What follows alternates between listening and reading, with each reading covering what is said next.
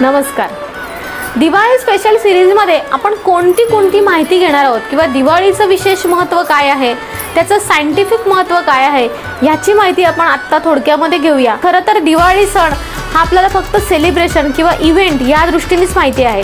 त्याचं जे शास्त्रीय महत्त्व आहे किंवा आध्यात्मिक महत्त्व आहे किंवा सायंटिफिक सुद्धा महत्त्व आहे, ह्या तिन्ही महत्त्वांचा कुठेही ताळमेळ बसत नाही. आपल्याकडे दिवाळी म्हणजे पूर्वी असं होतं की गोडधोड खाणं किंवा नवीन कपडे घालणं किंवा एकमेकांना भेटणं, पण हे एवढ्या स्वरूपामध्ये नाही आहे. तर दिवाळीचे जे प्रत्येक दिवस आहेत म्हणजे जसं वसुबारस आहे, लक्ष्मीपूजन आहे, धनत्रयोदशी आहे, बलिप्रतिपदा आहे, त्याचबरोबर दिवाळी पाडवा आहे, हे सगळे भाऊबीज आहे, हे सगळे जे सण आहेत ह्या प्रत्येक दिवशी प्रत्येक दिवसाचं प्रत्येक माणसाभोवती याचं वलय गुंफलेलं आहे. आणि हे वलय कसं गुंफलेलं आहे या सगळ्याची माहिती आपण पुढे येणाऱ्या प्रत्येक दिवसाच्या भागामध्ये घेणार आहोत. कारण दिवाळी हा जो सण येतो हा श्रावण महिन्याच्या नंतर नवरात्र आटोपल्यानंतर येतो. यावेळेस बाहेर वातावरणामध्ये थंडी असते. आता वातावरण अनुरूप काही चेंजेस झाल्यामुळे एवढी थंडी जाणवत नाही, पण पूर्वीच्या काळी खूप थंडी असायची. आणि ही थंडी कमी होण्यासाठी किंवा आपल्या गावामध्ये किंवा शहरामध्ये उबदार वातावरण तयार होण्यासाठी दिव्यांची रांग लावली जायची. जेवढे जास्त दिवे तेवढं गरम वातावरण तयार होतं. ह्याच्यामध्ये विशेषतः तिळाचं तेल आणि कापसाची वात ह्याचं विशेष महत्त्व आहे. कारण तिळाच्या तेलामुळे गरम वातावरण तयार होतं. तुम्ही याचा जर अनुभव करून बघायचा असेल तर तुम्ही घरामध्ये जेव्हा दिवे लावणार आहात तेव्हा 4-5 दिवे देवाच्या समोर जेव्हा लावाल आणि 5 ते 10 मिनिटं तिथे बसाल तर तुम्हाला तिथे आपोआप ऊर्जा निर्माण झाल्याचा भास होईल म्हणजे अर्थात ते सत्य असतं.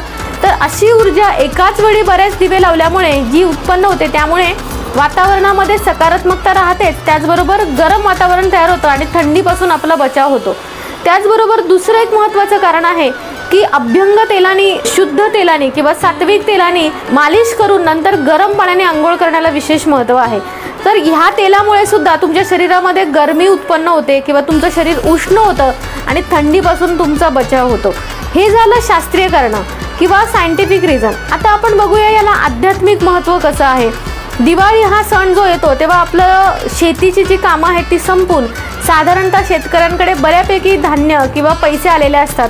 अनेक महिने संकटामधनं किंवा पोट मारून शेतकरी धान्य पिकवतो आणि आत्ता कुठे त्यांच्या हातातोंडाशी उत्पन्न आलेलं असतं किंवा धान्य आलेलं असतं. आणि या धान्याचा ज्याच्यामुळे हे धान्य आपल्यापर्यंत पोहोचलं, मग त्याच्यामध्ये अगदी आपली गाई वासरं असतील, घरातली लक्ष्मी असेल, गृहलक्ष्मी असेल, तो स्वतः शेतकरी असेल, त्यांची मुलं असतील, ही सगळी वाट बघत असतात एका आनंदाची आणि हा आनंद घेऊन येते ती म्हणजे दिवाळी. या दिवाळीमध्ये विशेषतः तुम्ही जर बघितलं तर घरातील प्रत्येक सदस्याचा मोलाचा सहभाग असतो किंवा अगदी तुमच्या जनावरांचा सुद्धा किंवा गाई गुरांचा सुद्धा याच्यामध्ये समावेश असतो. प्रत्येक सणांची गुंफणच अशी केलेली आहे की प्रत्येकाला त्याचा मान मिळावा. म्हणजे जसं की वसुबारस आहे, या दिवशी आपल्या गाई गुरांची पूजा केली जाते. बलिप्रतिपदेला शेतकऱ्यांचा राजा बळीराजा आहे म्हणून बळीराजाचं राज्य येऊ दे म्हणून त्या बळीची पूजा असेल.